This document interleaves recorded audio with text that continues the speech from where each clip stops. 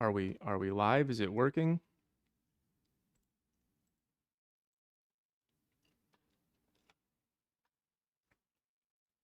Is it working?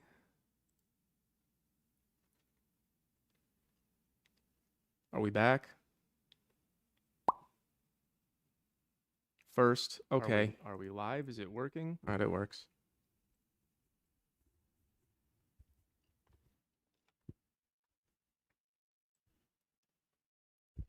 Great, it works. I'm doing my software now, so that's cool. Hey, I got a special pizza. Hey, I got a special pizza. Um, and then I don't know. I guess I can't. I don't know what the rules are for YouTube, so I'm not gonna risk anything. But I mean, special pizza. It's Luigi. Ring That Bell is asking. I was trying to catch up on the previous one. What happened? It froze. No one knows why. It froze not just for me, but also for several other people. Um, I don't know what's going on with it.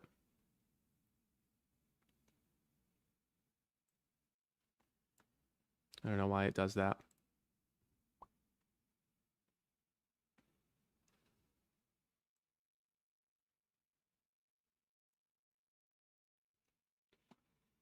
So, I'm still clicking around on stuff to try and make this work. Top chat, live chat, fan funding, supers, and highlighted memberships. Okay. No supers yet. Good. Which field did you go to grad school for? Developmental psychology. This is where I learned all this stuff, the levels, and I got into Ken Wilber.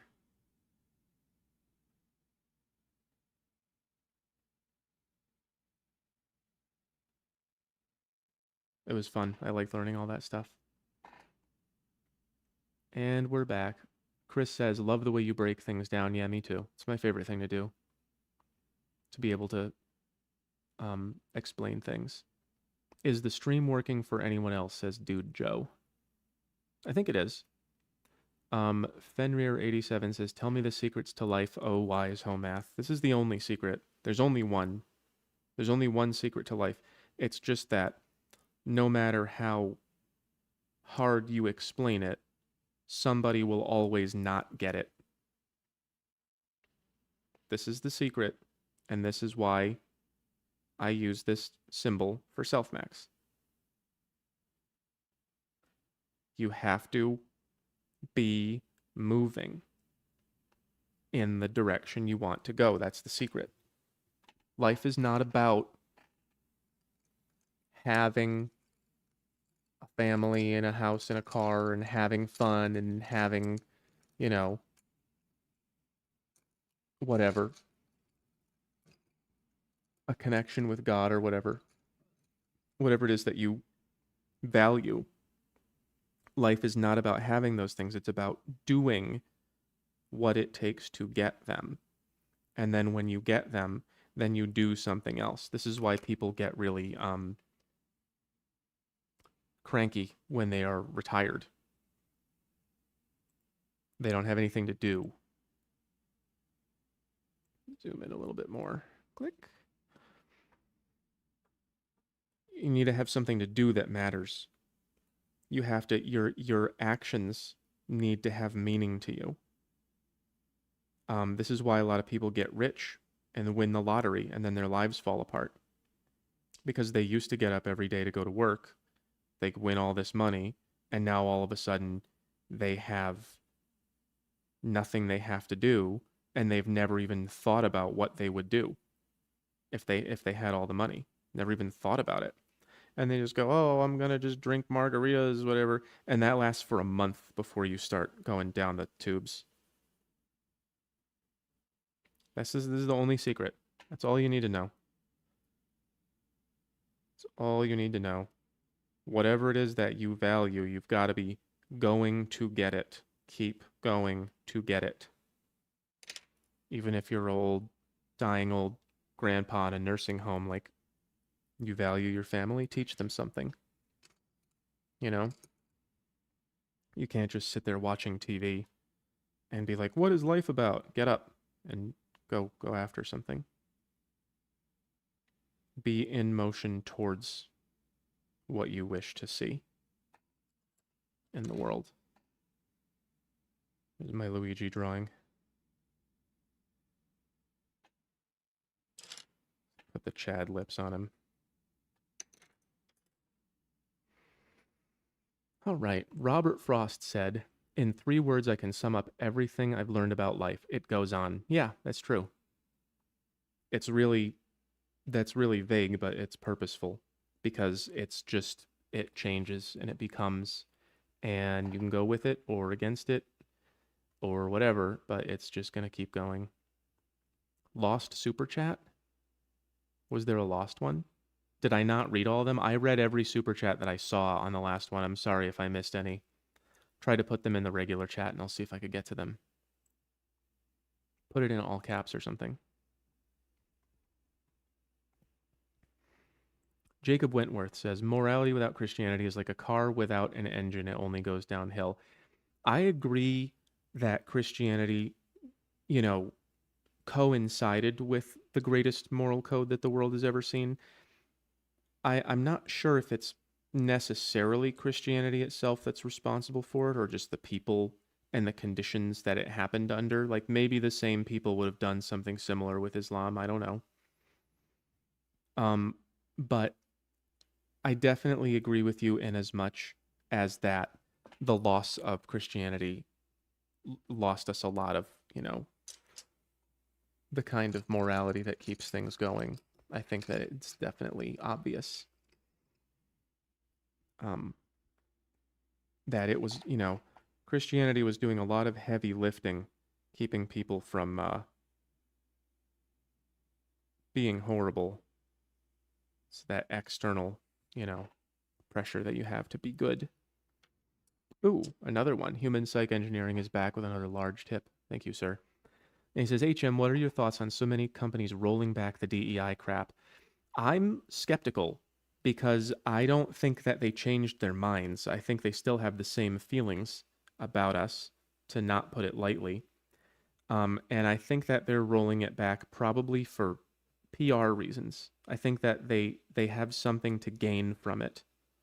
And I think that they want the victims of DEI to feel better and to think that things are better. But I don't think that they actually want to make it better. Do you think they're finally seeing that their twisted ideology isn't as popular with most of the USA as they believed? I don't think they care.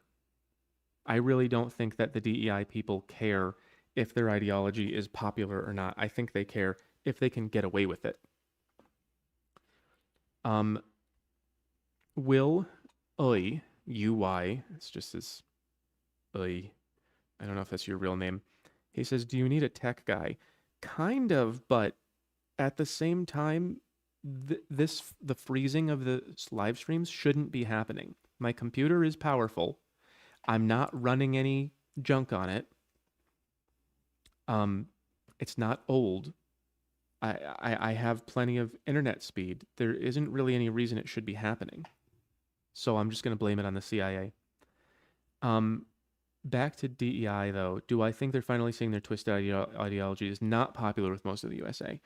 I think they knew that from the beginning. I think that DEI and such policies are, a hand in the face. I don't think that they thought we would like it and then found out that we didn't. I think that they are making some kind of a calculated move to try to stem the tide of opposition to what they've done. I think they're trying to make people feel like, "Oh, we voted for Trump and now we won and it's all over. We did it. We voted for the guy who didn't do anything last time. We won." I think that's kind of what they want people to feel. That's what I think is most likely about that situation. I don't know what else to say about it. Um, I don't think they were losing money. Like Amazon was really woke, and I hated that, but I still bought stuff from them because I just couldn't figure out how to replace Amazon. And I'm a very principled person, but it's like, God, I need this thing, and I don't know how to get it other than Amazon. Um, I became reliant on it. It's like I probably could have found all the things I bought on Amazon elsewhere, but I would have had to get up and go to the store and say, "Do you have this thing?" And it would have taken me like 100 hours of my life to do that shopping that I did on Amazon.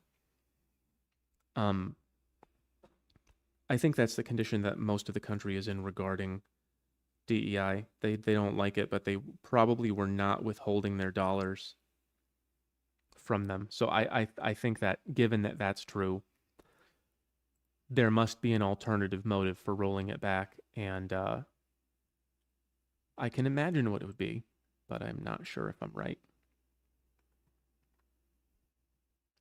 But thank you for the question again. Travis Sharon says, "When I was an atheist, I worshipped money slash pleasure." Huh. I thought I read that one already, but it was not. It didn't have the heart on it. So I read it again. Yeah, a lot of them do.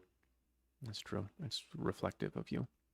Stephen K. The universe and your computer just slapped you in the face. How do you process that internally and protect yourself from becoming angry and bitter? Oh, you don't. I'm very angry and bitter.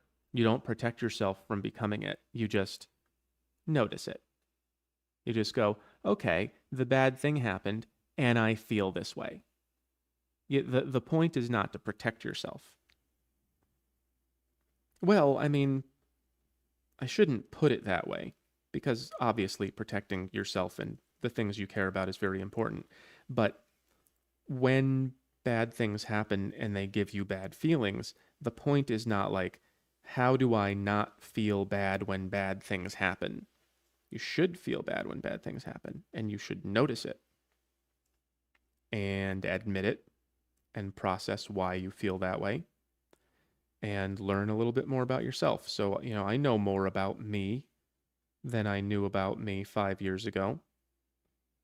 I know what I would do in certain conditions. This is Luigi protecting himself. I'm going to make him a Roman soldier. That'll upset some people. Let's put that like that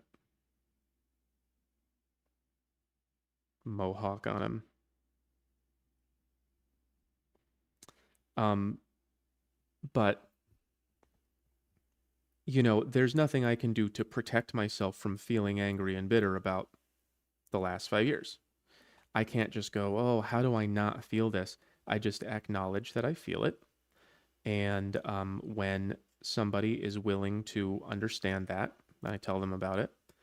And when someone's not willing to understand that, I try not to hang out with them. It's not my favorite kind of people. So yeah, it's really more about like understanding what's going on with you and accepting it than like protecting yourself from becoming angry and bitter. You don't have to encourage bad emotional reactions. You don't have to like be a baby about it. And there's a million things you can tell yourself. There's a million little tricks that you can do. Like if you're bitter about, I don't know, getting old and you never got married or something, you can say, well, it's not for everyone. And I had this and that in life. You can focus on the positive. You can tell yourself that there's always time. You can go with the it doesn't matter thing. There's a lot of different ways to go about that, but I think that the addiction that we have to avoiding feeling our feelings is probably where a lot of the bad stuff in the world is coming from. Like what our spicy pizza friend did. It probably was less about the actual thing and more about just his feelings about life that he didn't want to confront. Joel Dalton says, Robert Frost said in 3 words, these things are coming up twice again. Huh. Are you guys trolling me and sending these things twice? John in Audit says thoughts on IQ differences between races. I don't have any thoughts on that haven't been published. There's a lot of well-known public information about that. I don't have anything to add to the field. I like, there's so much to be said about it. I'm not gonna go, oh, and also, like, it's all out there. Centrist glass cannon, which is interesting, says two things I don't like about my gal. She doesn't want kids and is into struggle snuggle. Reasonable compromise. Also, why do people like avocado? I like avocado. I just think it's tasty. I don't know how to explain liking avocado any better than that. Like, it tastes good and I enjoy it. Atheist who believes Christianity evolved useful morality. So that's you. You're an atheist who believes Christianity evolved useful morality. Um, if you really want kids and she doesn't, that's not going to work. If you get old and you go, I can't believe I never had kids, that's not going to work. And you say she's into the struggle. So, does that bother you? Like, I would have to ask you what do you not like about that? I would have to ask you what do you like about her, and what do you not like about her? Like besides the kids and the weird, that thing that she's into. I also should warn you that like a lot of the girls are like that now. So you might, if you try to go back out there, you might find the same thing. Like not wanting kids and being into that is a very common combination. So, you know, if you definitely want kids and she doesn't want them, you got to do something about that. That's like not a difficult, that's not a tough call at all if kids are important to you.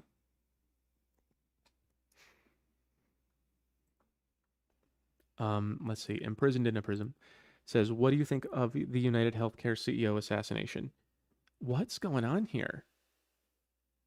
I answered that one. I have a whole thing about it. It's right here. Just drew a shield.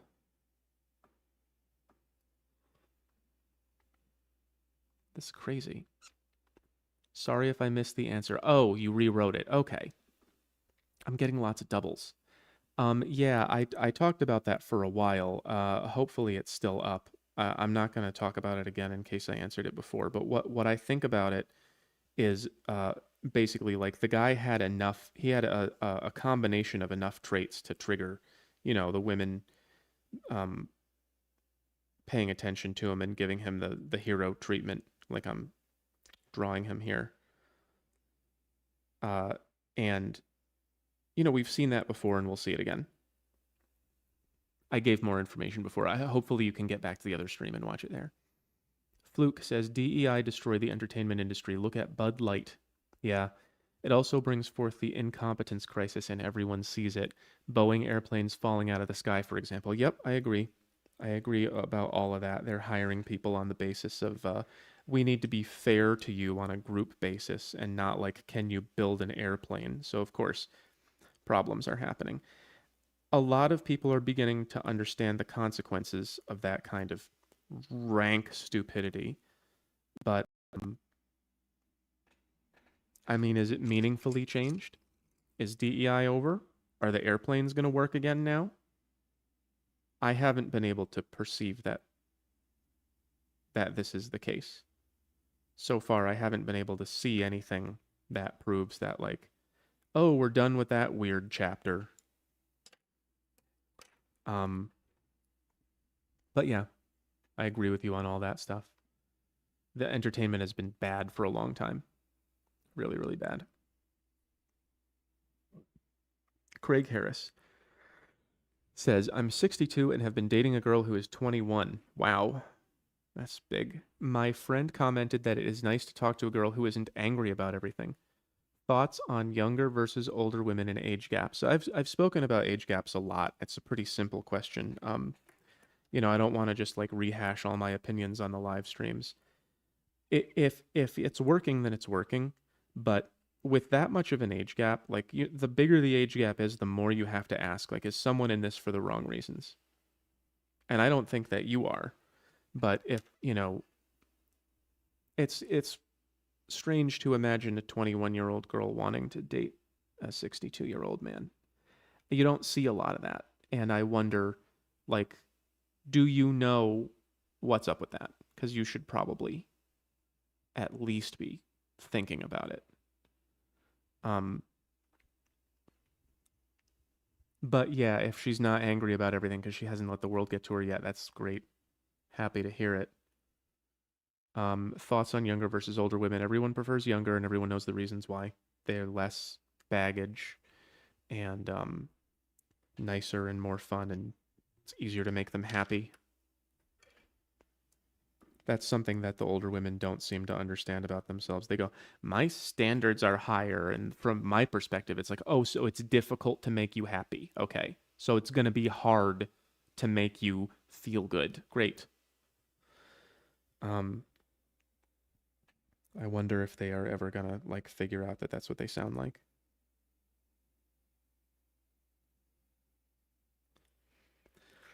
Um, Travis Sharon says, letting go of resentment has been a very important point of growth for me. Even when it is a reasonable resentment, it's still my responsibility to move forward. Yeah, that's good. Did you ask the question earlier about how to not be bitter? Letting go of resentment is, if you can do it, it's good. I don't have that like a button, I don't have like a switch in me anywhere. I don't know where the let go of things button is. It's like either I have let go of it or I haven't. And if something is bothering me and people are like, you should let go of that, it's like, oh, okay. I should just feel different. Um, Great advice. You should stop feeling bad about the bad thing that happened to you. Okay, I'm all done. I just don't understand. Like, what is that supposed to mean? I don't have like a. This guy's got a panel on his chest.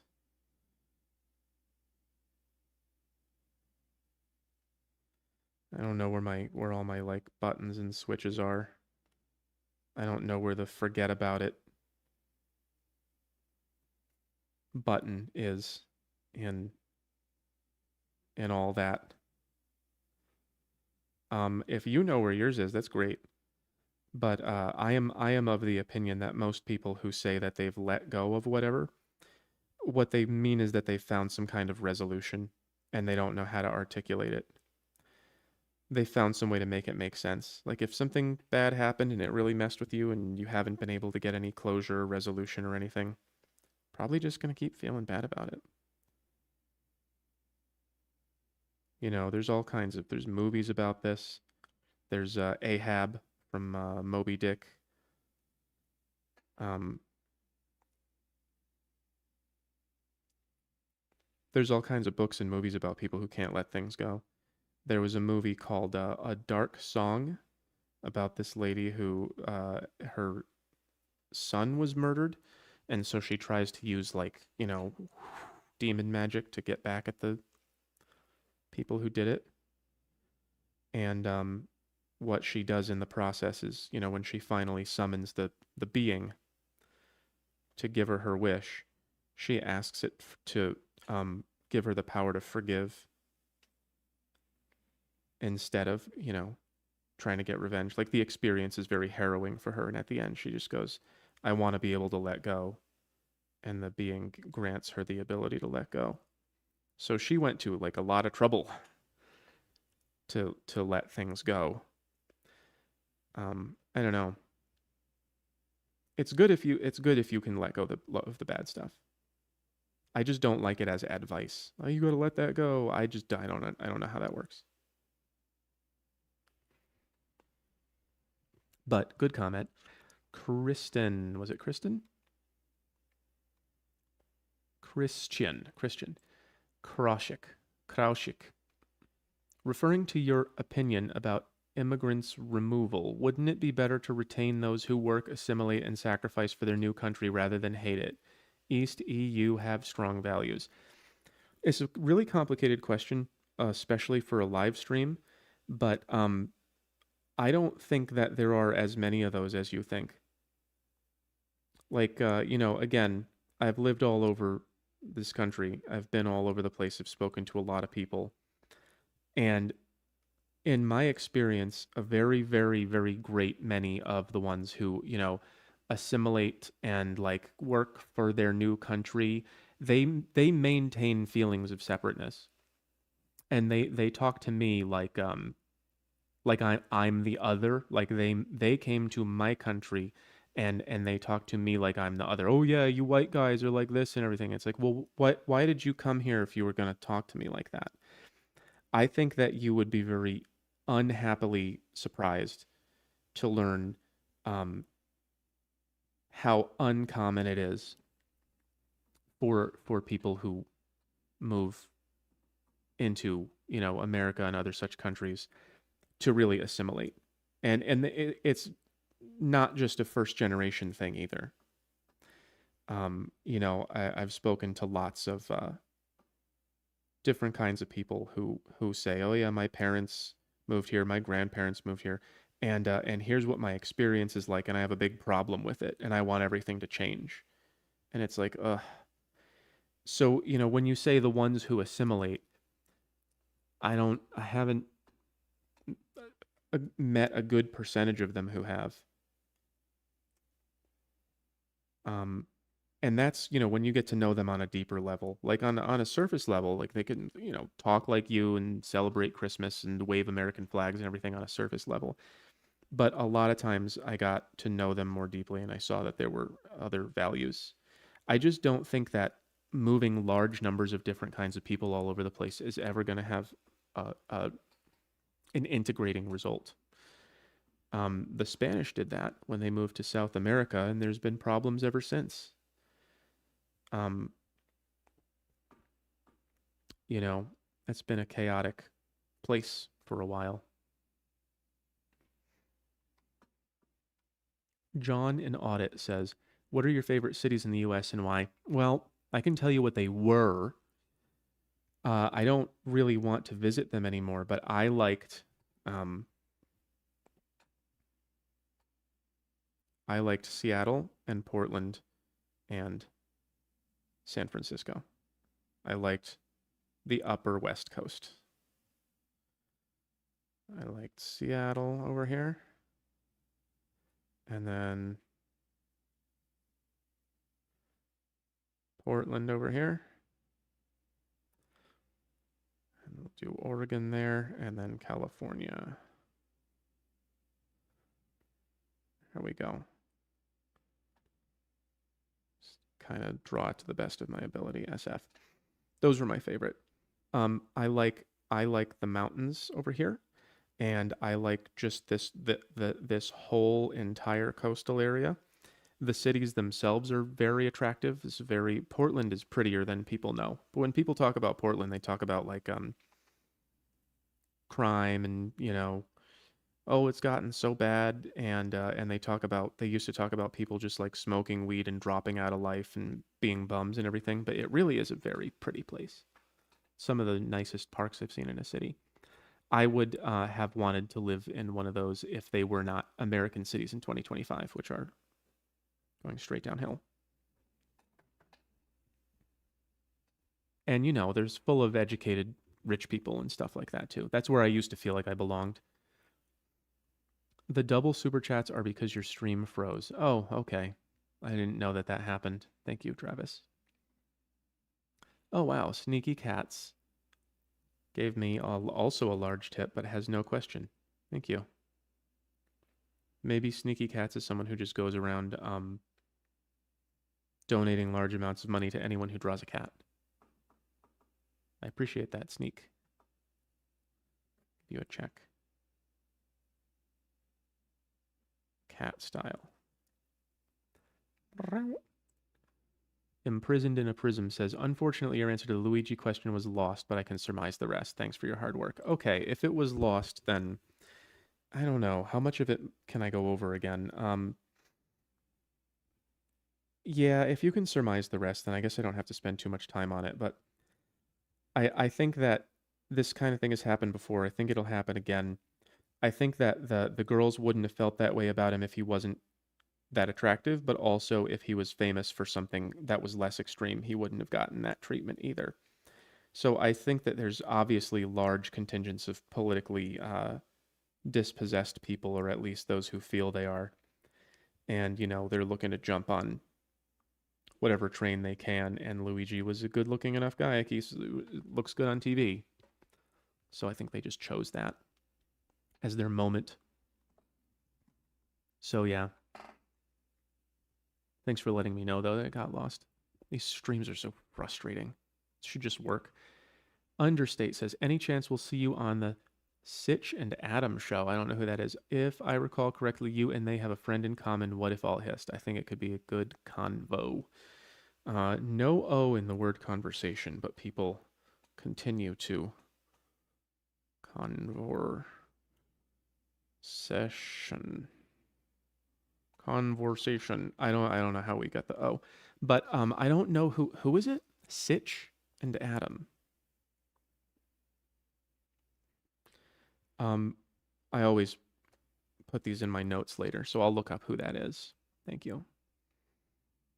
Um, yeah, thanks for that. Travis Sharon says, Alcoholics Anonymous step 4 taught me to let go. Okay.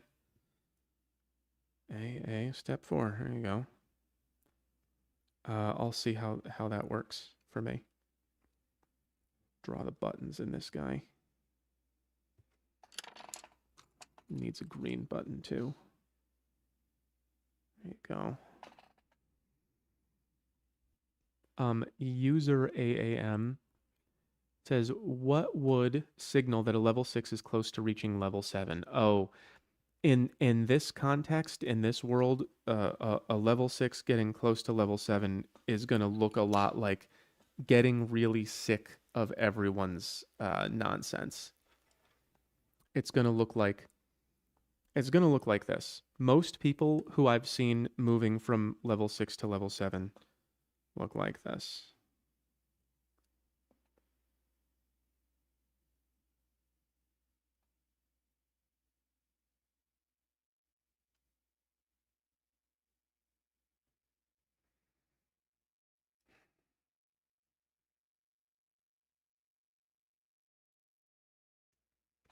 They look like that. You know, I used to believe, I used to think, it used to make sense to me that, but, when you think about it, that's the most common expression that I've seen from them. They lose their idealism, and that the everybodyism, that's a word I should coin. I'm coining it right now. I'm coining this word. Let's draw a coin with an E on it. Everybodyism. I think all the people and on earth and every animal that's ever been born and all the bacteria never have to die, and they can all be gods and play video games and smoke pot until the end of time. I think everything could be perfect if only we smiled hard enough. That kind of everybodyism. When you get acquainted with real life and you lose your everybodyism,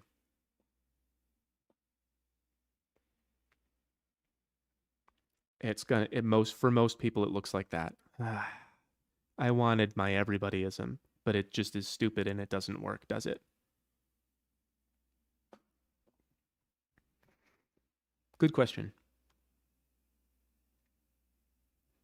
How does that scale up towards figuring out how, if our society can reach level 7? I'm not sure if a whole society can reach it, or if you just have to have a few special people like running things from that level. But how does it scale up? You just have to have a lot of people coming to terms with reality. You have to have a lot of people who are brave enough to, say what's true and then act on it and talk about it with others. This guy's sighing so hard his words are coming out of the speech bubble. Uh,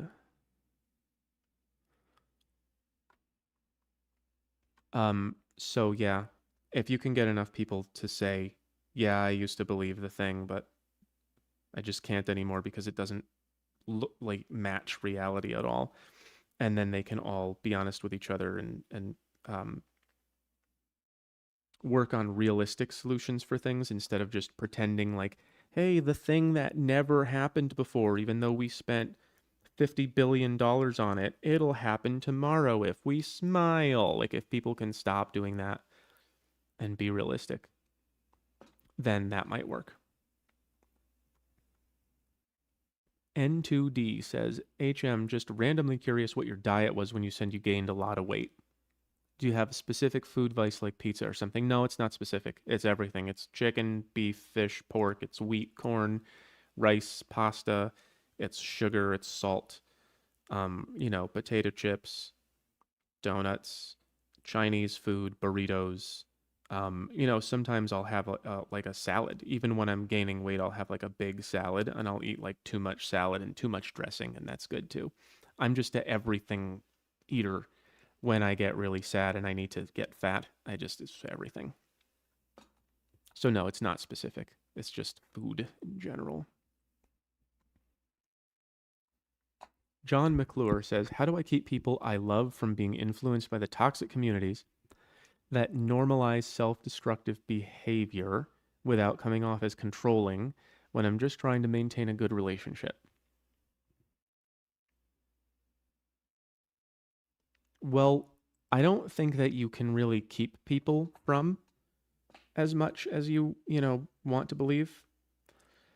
I think that it's a good instinct. I think that you have to be able to tell people what you think about what they're getting into, and you have to be able to kind of do what I do, where you can say things in a new way that makes them think like, "Oh, I never thought about it like that." Like, why would these people want to do this for you? Oh, because they love me. Oh, well, would someone who loved you do this? Would they say that? Does that prove it, or are they just saying it? So tell them things like that. Just like that. Don't listen to people's words, watch their actions.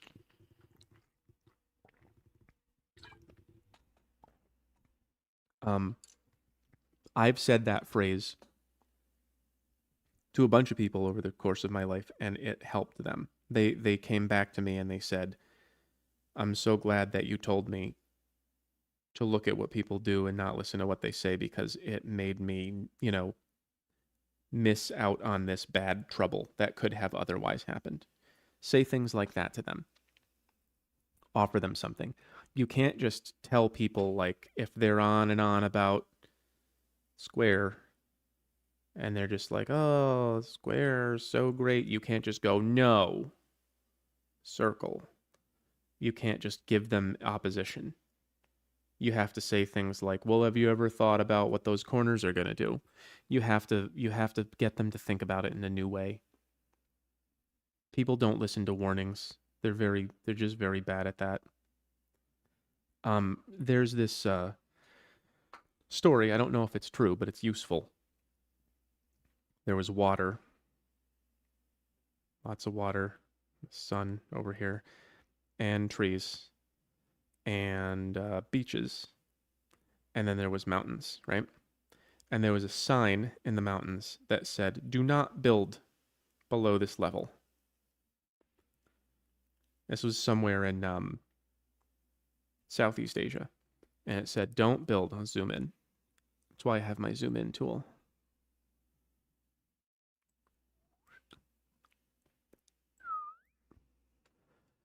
The sign said, "Don't build below this level." I know these are not great mountains, but bear with me. It's a quick drawing. Oceans and beaches. And they said, "Don't do this, disaster will happen." And the people were like, "Oh, but we could make so much money if we built resorts here. People love beaches. Um, so we'll just ignore this sign." And they built up a whole bunch of hotels and communities and restaurants and everything. And then one day a giant tsunami came in, I think it was 2004. And then I think like 150,000 people got like swept out to sea. Maybe it was more than that. I can't remember. And the warning was there for a good reason. And it was like, we have been living here for thousands of years. And we looked back at our records, and there are stories of, big earthquakes and tsunamis happening every certain amount of time. So we did you this favor of putting a sign here that says, don't live here because you'll die. And then everyone went, but I want to anyway. And then they died. So people are super bad at listening to warnings, even if they're very wise warnings. So you have to be able to show people, like, if those people could have seen in advance what it's like to die in a tsunami, they would be way less likely to have moved there. But if you just tell them and you just go, don't live here, bad thing could happen, they'll just ignore you. Got to be able to, they call it show, don't tell. Got to be able to give people the feeling rather than just saying the words.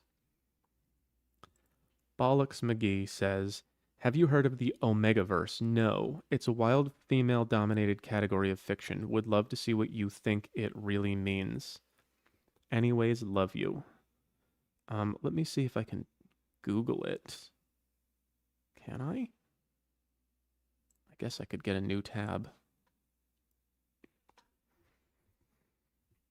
The Omegaverse?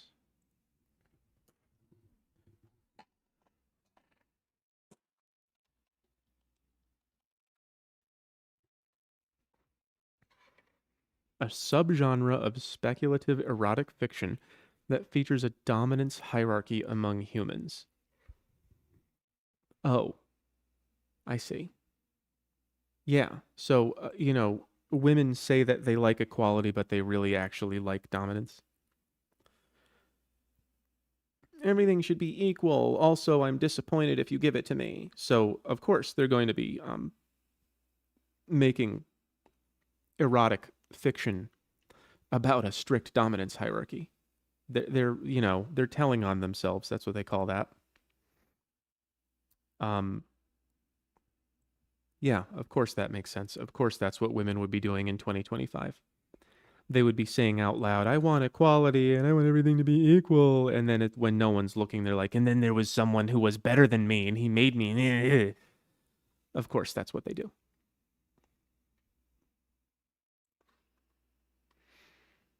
Um, Grustien? I don't know how to say that. My mom's boyfriend got rid of his dog for her. How over is it? I don't know. How old are they? That stuff matters less when you get a lot older. I think that, obviously she's in charge, but that doesn't necessarily mean bad things are going to happen. If you're old enough to be talking to me on YouTube and it's your mom and her boyfriend, which is kind of a funny thing to say about people who are getting together at that age, boyfriend. I'm 65 years old. I got a 58-year-old girlfriend. But I don't think that necessarily means as bad things as, like, if they were young, like if there's a 25-year-old guy and he gets rid of his dog that he loves for his 23-year-old girlfriend, I would say that guy's cooked. But in the later age, all that stuff kind of, it loses some of its importance. So I wouldn't say it's very over. Maybe like 10 or 15%.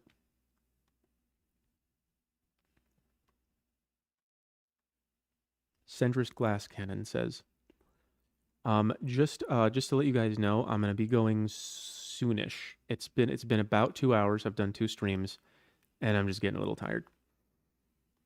So easy on the supers. I'll finish the ones I got. Travis Sharon says, "Oh no, I skipped Centrist Glass Cannon. My likes. She likes my spicy socio-political takes and humor. She's very creative in a literary sense. She's very supportive through tough times. Hawthorne PDX is my fave town. Fought crime there myself." Is Portland PDX? I didn't spend a lot of time in Portland, like maybe a few weeks. I don't, it might be Portland.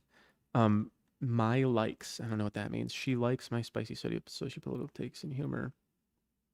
I can't remember what your last question was. Let's see if I can find it. Christian. No. Oh, there it is.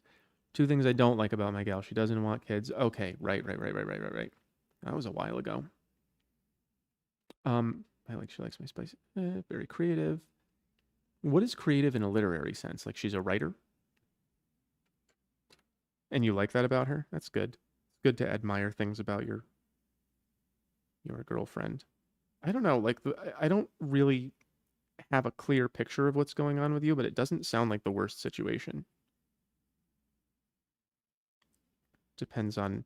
Did you talk about kids? She's supportive through tough times. Yeah, that is the thing that sticks out to me the most. Like if she's really, really against kids and you are really, really for it, then that's hard. If you're just avoiding dealing with that because you don't want to admit that it's over, then it's probably very over. Like if you have to avoid hard conversations in order to preserve your relationship, that means that there's something really important that you're not looking at because you know it'll make things over. Just be honest with yourself about how much you want kids and how much she doesn't. Can one of you be persuaded? That's key. If one of you can be persuaded, or if one of you can tolerate, not having the thing that you really want.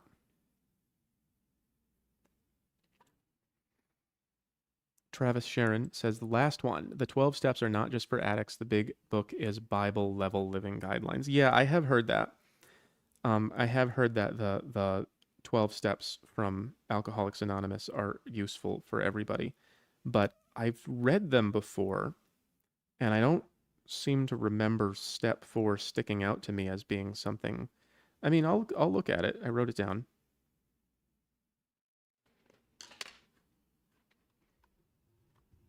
Thank you. Alcy Miller says, "Do you see parallels with our society in Weimar?" Yeah, of course. Yeah, everyone's been talking about that for a while. If anybody doesn't know about this, because they don't teach you about this in school, because of course they don't. But what is it? Is it WIE or WEI? W Weimar. If you don't know what this word means, you really need to know what it means. ASAP.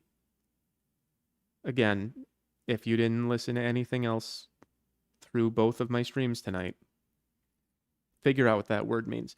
Because the parallels between what happened in this time and place and what's happening in our time and place are just, it looks, it's concerning. Because, it might indicate some things. But yeah, go figure it out. So what was the question? Do you see parallels with our society in Weimar? Yes. All the things they did are all the things we're doing. How about the eventual backlash from failed policies? And then there's some letters, and I don't know what they mean. I'm not even sure if I should say them out loud. What's WPRWS?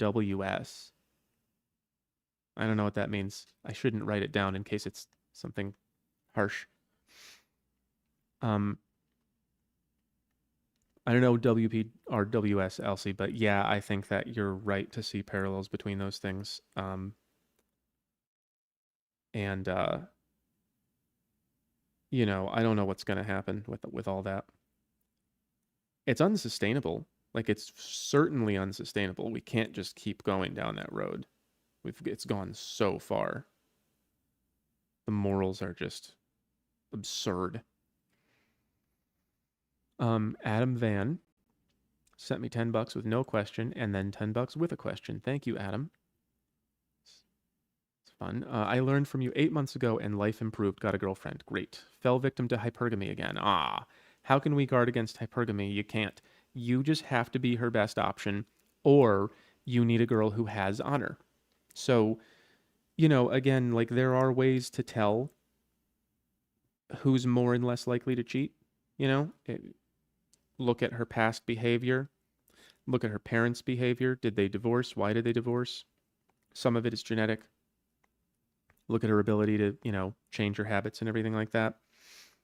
You can test them too. Like you can put people to the test. They have all those old movies and everything about oh, I want you to try to go to bed with my girlfriend just to see if you can, because then it means that we're not in love.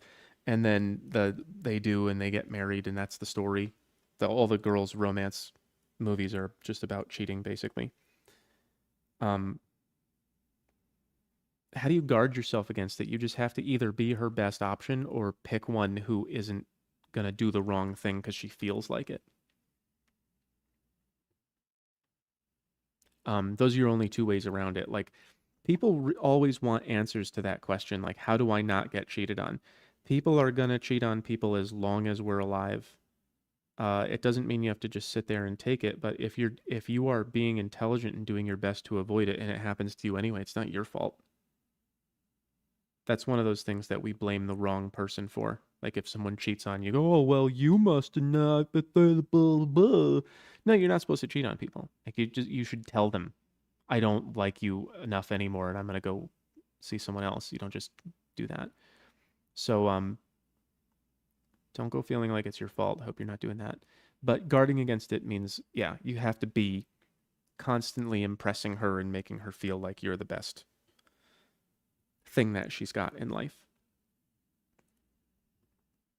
Or if you can find a living human woman who has honor and will not do that to you, then keep that one.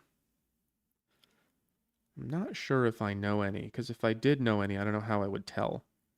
I know some women who I wouldn't want to think of them that way, but they could always just not be telling me the truth either. Because even people who do cheat, if you ask them, they don't usually go, "Oh yeah, I'm a huge cheater. I've been cheating since way back." They don't. They usually keep that quiet. So yeah, I hope that was helpful. Christian Kroshik again. Country can be destroyed without a single shot. TikTok is a brain cancer, a ticking time bomb. Yeah. Mass conditioning and cognitive manipulation of young people. Yep, this is what my channel is about. I do talk a lot about the ticky talkies and how bad they are for the brain. People watch all that. They just watch all that all day, and they get these feelings about life, and then the feelings become real to them, and then they act on the feelings. It's insane. It's pictures on your phone, and you're like, oh, maybe that's happening to me in my life. No, you looked at it on your phone. But people can't tell the difference. User AAM says, I think nearly all organizations coming out of the 20th century are falling apart because the smart junior people don't mesh with dumber senior people, so the overall intelligence trends downwards. I have a couple of friends who have a lot of connections to organizations and institutions, major ones. And what they tell me, the most common thing that I hear from them is that the aging boomers just are really so bad that they don't even understand why you would want to hand down power to the next generation. They just think that it's all about themselves and they go, I got here by myself. Now you get there by yourself. I think they're not interfacing because they don't view that as valuable. Like, they don't hand things down to their kids, they don't pass things down to the next generation. They just think about themselves. It must be all that lead poisoning. I don't know why. I think it's astrology. Astrology is what made the boomers so bad. EHI says, with people being so replaceable these days, it seems relationships will be getting shorter.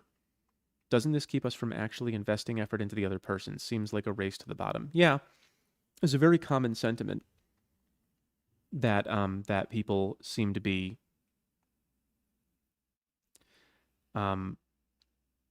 relationships don't last as long. They're not forming as quickly. They're not as strong. And so, yeah, why would you invest in someone then if it's not going to last and if everyone's jumping from person to person more quickly? The race to the bottom is exactly how it's going.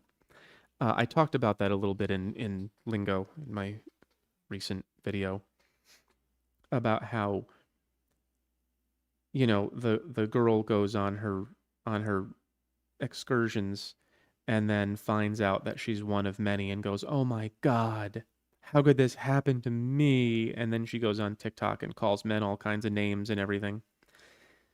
And and then the men see that and we go, "What the hell? You're just being an idiot. If you lived your life properly, that wouldn't have happened to you." And then they go, "Is that going to happen to me if I go out there?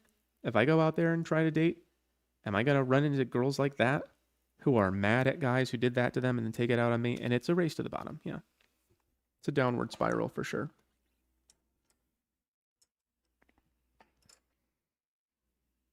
It's bad.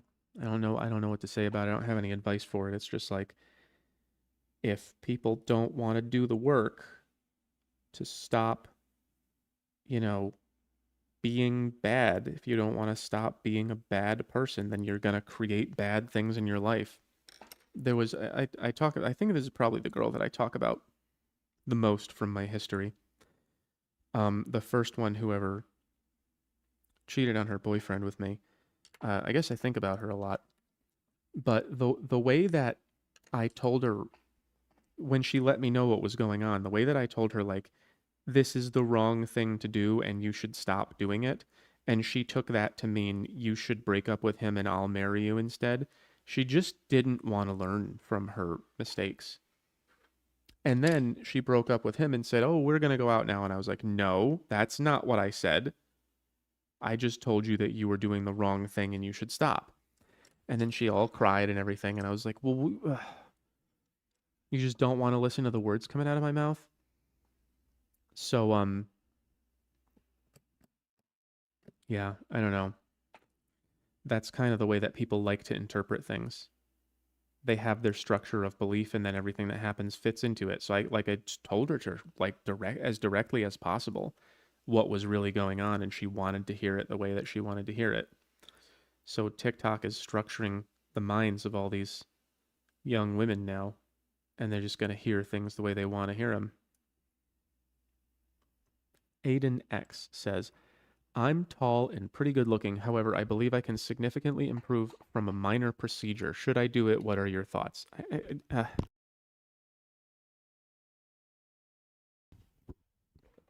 You're not going to tell me what the procedure is? I'm not going to tell you to do a mystery procedure. Are you going to do that thing where you break your legs and then make them grow longer? I would never recommend any of that, and I wouldn't do it myself. First of all, because I just don't understand why you would want to like do something, make a serious adjustment to your body. But second of all, it isn't honest. I would not like if I could get a procedure done and become, you know, a 10 and look really attractive, but it wasn't my genes, I wouldn't do it. I wouldn't do it for free. I wouldn't do it for free and if it was painless. Because I wouldn't want women looking at like something that I paid for and thinking, "Oh boy, is that attractive?" Because it isn't really what I am. It's just like a shape that I made my face into or whatever thing you want to do. Sitch is an interesting name. Yeah, I wouldn't recommend it. And I would never do it myself. Unless it's just like, I don't know, getting acne treatment or something. Rettle me this. Rettle me this. I don't know what rettle means. It's W. Rettle. "I'm 21 and went through a stretch of absolutism, absurdism, and more recently anarchism, and am now in a phase of working on myself." I'm yellow. Okay, I guess he means in the Ken Wilber language, this is yellow. So I'm trying to simplify it. And I don't want people to use colors. I want them to use numbers because it's just so much easier. But in the Wilbur language, I believe that it goes magenta. Is it magenta? Spiral dynamics starts with beige. I know that this is red in both of them. Maybe this is magenta. This is infrared. That's right, in the Wilbur language. Infrared, magenta, red. um, blue, orange, green, yellow, I think. Or is yellow spiral dynamics? I don't know. This is why I tried to make it easier because no one can ever remember all that crap. So anyway, yellow, the only one that's yellow is level 7. So he says, I went through a stretch of absolutism, absurdism, and more recently anarchism, and am now a phase of working on myself. Am I yellow? Probably not. It sounds to me from the way that you are talking that you um, moved from 5 to 6. The working on yourself thing is very, very characteristic of 6. Um, People who are really, really solidly in level 7, they usually don't say, I'm working on myself. They may work on themselves. They may do work on themselves, but they don't characterize it that way. They think of it as practices. Because if you are functionally in level 7, that means that you are to some extent or to a large extent self actualized, and you don't think of yourself as a work in progress. You think of, you know yourself, you know what you're good at, you know what you're doing, and you know where to do it and how. Um, which is not to say necessarily like you can be at level 7 and still like your life is not in order and you can have things to work on like I need to lose some weight right now. I still haven't completed that journey from putting weight on my trip.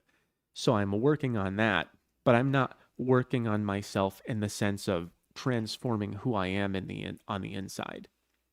I'm not actively working on that. I have discovered myself to a comfortable level. I would say that your absolutism and absurdism were probably more like level 5 beliefs trending towards level 6. And anarchism is like that as well. That's in the 5-6 area. That's like a Ayn Rand type. And when you say I'm now in a phase of working on myself, that's the that's the understanding. That's the self-understanding. When you get up here, you'll understand yourself well enough to know like what means what to you and where you want to go with it. And you'll be moving towards it without thinking about it. But if you're 21 and you're doing that, then you're like way ahead of most people. So don't worry about being there. Just keep doing good work. Nicholas Austin just gave me a tip. Thank you. And then, okay, this is the last paid one. And then I'm going to go because I'm tired. The Genie Jazz said, would you wait until marriage as a virgin? Why or why not? Would I? I mean, I'm not one, and it's been a long time since I was. I can't really remember any time in my life when I thought that was important to me. I think that there's a lot to be said for having that as a value. I think it's unrealistic for most people, especially in 2025, in any Western, country. I think it's unrealistic to expect that or to try to achieve it because very, very few people will actually make it to that. But if you're saying, would I, in the sense that, like, personally, that's not something that ever occurred to me earlier in life. And if you're saying, would I, in the sense, like, would I recommend it to others? I would say what I would recommend would be, don't begin until you know you're not going to regret it. Like, make sure that it's a meaningful relationship. I think that if you like advise people to wait until marriage, that it will help them make better decisions. But I don't think that a ton of people are going to actually make it to marriage. And some of them get really upset about it too. And they go, "Well, you're supposed to wait till marriage," and it's like, "Well, you live in a society full of people who don't do that." It's pretty hard to be someone who sticks with the old ways. And then Hook says, God bless Homath, God bless chat. God with us, God for us. That's a good one to end on. Okay, thank you, everybody. Good night. Thanks for bearing with me through whatever the hell happened with my stream. Hopefully it doesn't break tomorrow because we got Robert Glover. Donald Glover is the comedian. Dr. Robert Glover will be with us tomorrow on the live stream. I'm going to talk to him about, all the same stuff. What men ought to do in this world. Okay, good night.